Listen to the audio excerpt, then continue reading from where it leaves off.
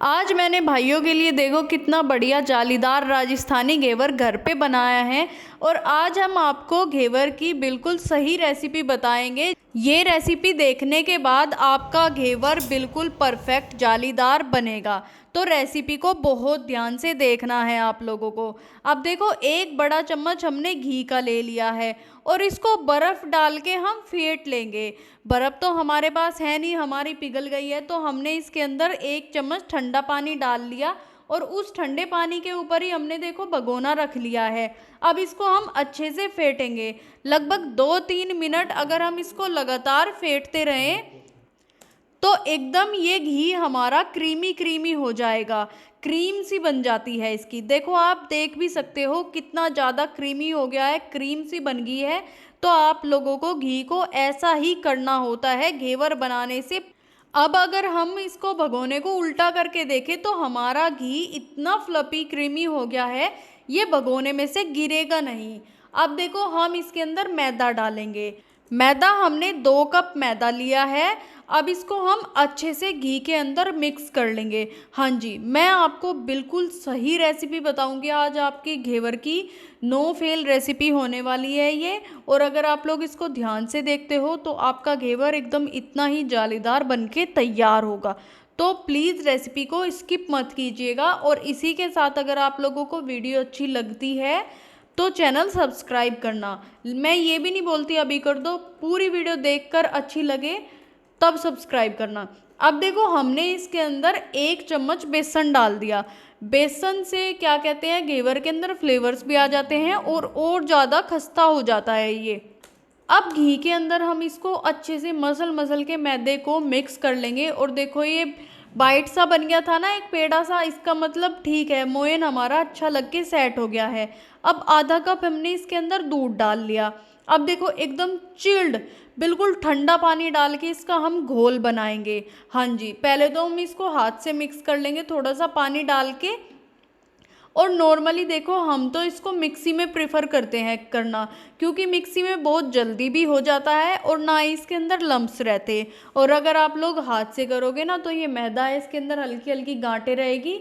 और अगर आपके पास मिक्सी नहीं है या फिर आपकी लाइट गई हुई है तो आप लोग इसका घोल बना के आप लोग इसको छन्नी में को छान लेना।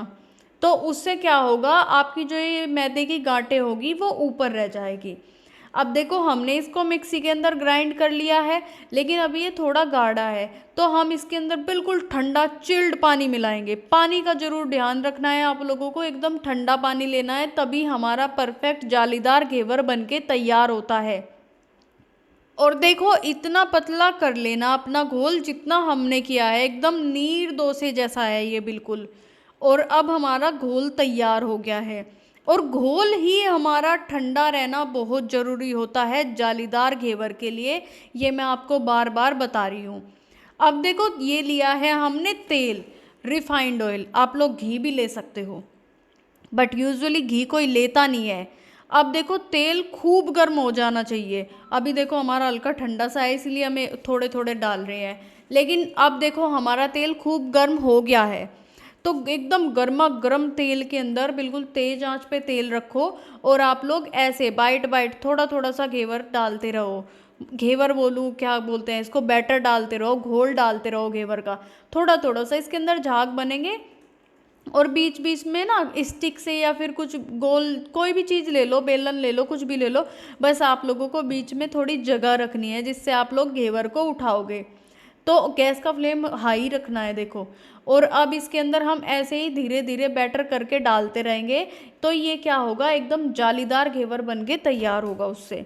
और देखो, घेवर हमारा एकदम जालीदार बन के तैयार हो गया है। अब हम इसको निकाल लेंगे। हाँ जी, हमारा क्या हुआ, हमने कोशिश बहुत की बट बिल्कुल लास्ट में ना थोड़ा चिमटे से सा पकड़ ले, चिमटे से। हमारा जो बीच में जगह रखते हैं ना उठाने की, वो जगह नहीं रह पाई इस वाले में।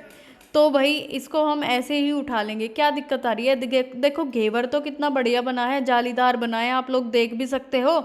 और अगर आप लोगों ने यहाँ तक देख ली वीडियो, इतना बढ़िया जालीदार घेवर भी देख लिया, तो चैनल को सब्सक्राइब करो। साथ ही मुझे ये बताओ क्या चीज़ आपको समझ नहीं आई, क्या चीज़ आपको इसके अंदर अच्छी नहीं लगी, या फिर आप लोगों को कोई और रेसिपी चाहिए उसे भी ज़रूर बताएं हमें।